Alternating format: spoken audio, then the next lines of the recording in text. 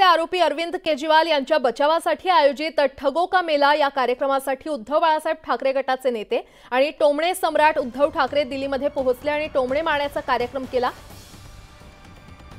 असं देवेंद्रजींनी पिक्चर काढायचा ठरवलाच तर 100 कोटी वसुली फाईल्सची स्क्रिप्ट तयार आहे असं देवेंद्र फडणवीसांवरील टीकेला भाजप प्रदेशाध्यक्ष चंद्रशेखर बावनकुळेंनी चोख प्रत्युत्तर दिलंय।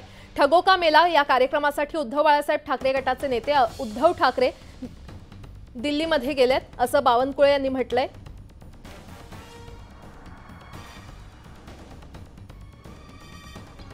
तर उद्धव ठाकरे यांचा टोमणे सम्राट उल्लेख करत बावनकुळेंनी खोचक टीका केली आहे।